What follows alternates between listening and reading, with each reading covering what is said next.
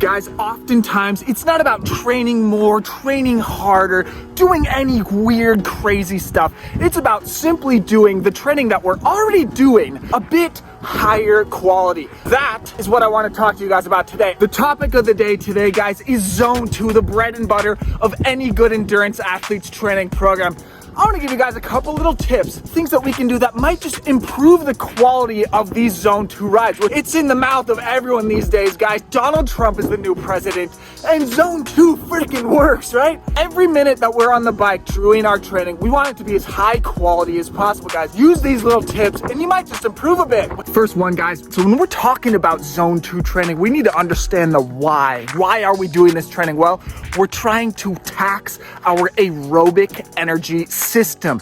Now, guys, how is that system taxed? It's taxed by doing steady state work at a low intensity. But this is the thing, a lot of people, for some reason, and I see this all the time, you know, the classic cyclist, that when they get above a certain speed, let's say 40 kilometers an hour, they just stop pedaling. Because why? It's a downhill. We're already at speed. But that is not how we need to work when we're doing our Zone 2 ride. We're trying to get as much constant stress on that aerobic system as possible. So guys, don't be one of those cyclists that just coasts. I know there's gonna be times where we have to coast, guys, but I'm thinking more of this, you know, we've got a nice little downhill here. It's straight. It's a 4% downhill. There are no cars. There are no dangers. Don't stop pedaling. Pedal, yo. Keep it in the same watts as your Zone 2 watts. Keep that stress going. Keep that heart beating. Keep that muscular strain. And there's a great graphic on Strava. You can literally see how many minutes you spend each ride between 0 and 25 watts, aka coasting. We're trying to get that number as low as we can during these Zone 2 rides. Guys, the second little tip is to incorporate intervals into your Zone 2 training rides. Now, I know a lot of you guys are gonna say, well, what the fuck, Keegan? We all think that Zone 2 is supposed to be steady state. Intervals are out of the picture during this Zone 2 ride. But guys, this is the thing.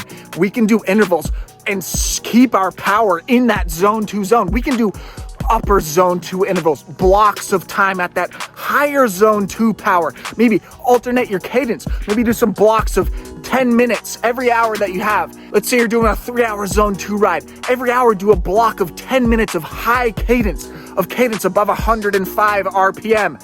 Still in that Zone 2 power, guys.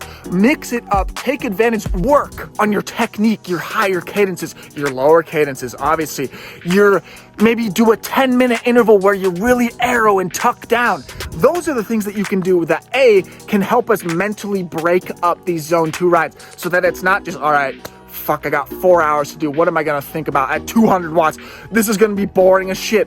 There are ways to break this up. Like I say, upper Zone 2 intervals. Maybe that top end of the Zone 2 for 10 minutes. Then maybe do 20 minutes at your regular Zone 2. Then another 10 minutes at that top with a different cadence. Mix it up, guys. That's gonna help us stress a bit of a muscular stress, a bit of a different stimulus, and it's also gonna help the mental aspect of getting these hours in without fucking losing your mind, right? Third tip, guys, biking is so swag because we can go and explore the mountains, do crazy routes, exploration. But this is the thing, if we are really making a concentrated effort to improve our aerobic engine, sometimes, especially during the winter, it might be in our best interest to do a few days where we have these specific Zone 2 targeted rides where we say, God damn, I'm gonna plan my route so that I can pedal for 99% of this bike ride. The majority of these cool routes are going to require us to do a fair amount of coasting on these downhills, going through cities, what have you. And if we really want to make a concerted effort to work on our aerobic ability this winter, we might have to make some sacrifice and say, you know what, I'm gonna plan a route where I know that I can pedal for 99% of this training ride, guys. The cool rides, the exploration stuff will come, but now is the time of year to grind, guys. This is the time of year to put in those miles, to put in the grind work, and we're gonna see the results next year, I promise you. So guys, yeah, if you like this video, give me a like, shoot me a subscription. Honestly, I'm trying to get back into YouTube. I love watching these types of videos. I don't want to make them myself. Thanks for watching, guys.